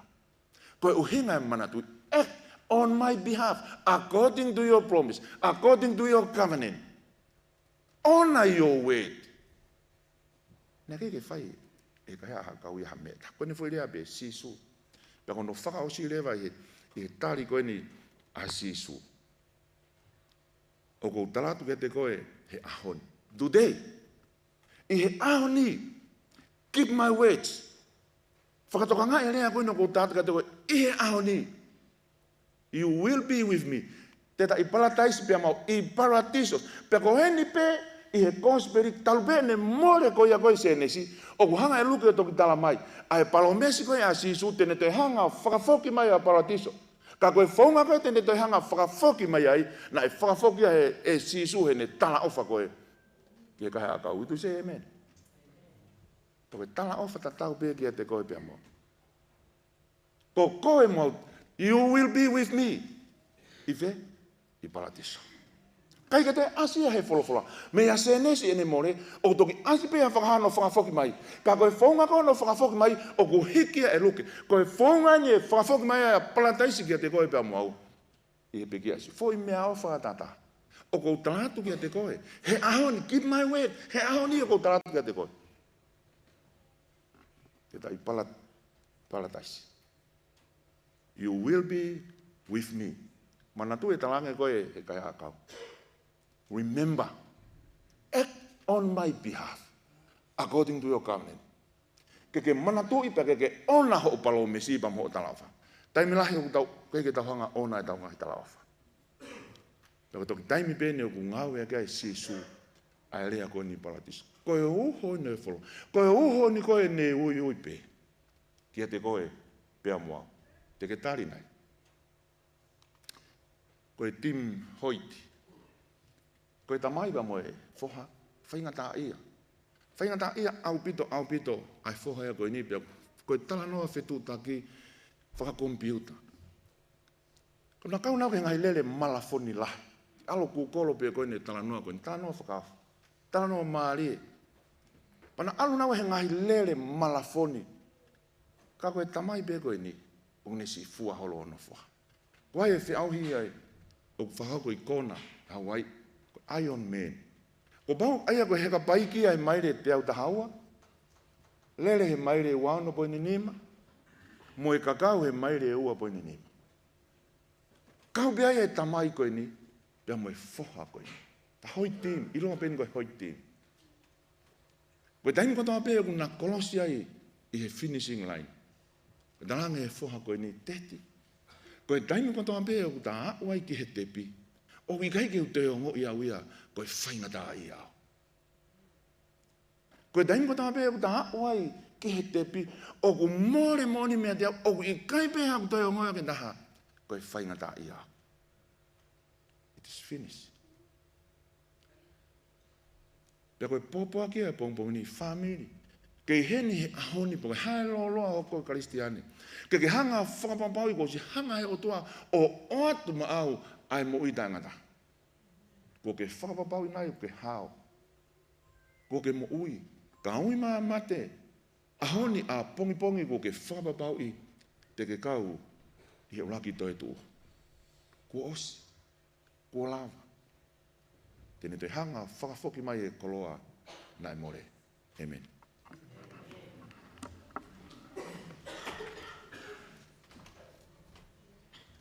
Ko e wholawhalahimi e whakaosia ke malanga e pongpongini o tolungea ua ni mahimi. Kata ka mauia mo mea ke tau hiwa, whakangongo mai ke tau mea rea. Malo.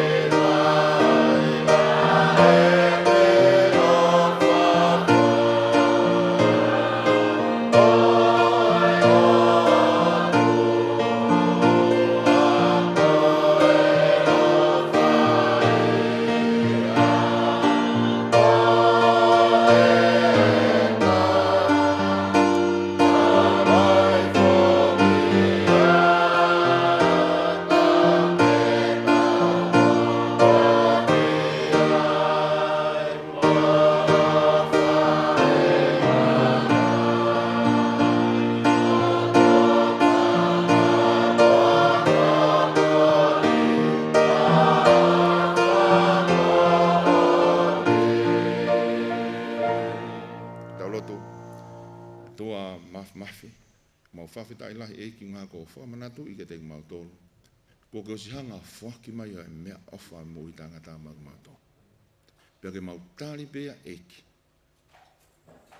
Pea tuku mua ke mau hoko koha koeri ki hataha usi hifo e te mautoro. Ai ofa na ke whai ke te mautoro. Ke mau whaho ata tuia ko mau ahi kau ngā whanonga. Pea tā pekina ho si e ki. Pea mau tutuku pea me heni. Tupe e whamalu te whawhok rei mai ki matolo ai whewhina. Tua mau tāpua ki mau kore koto aini he keresi ai eki o whae tua whiohi me lau maari e maani oni. Whumaha mo alo whahi whamiri o ngalu tuku I pana taisi teu te watu ki he haere angaua mai a sisu. O oua na hiki kai whai peo tai ngata. Amen.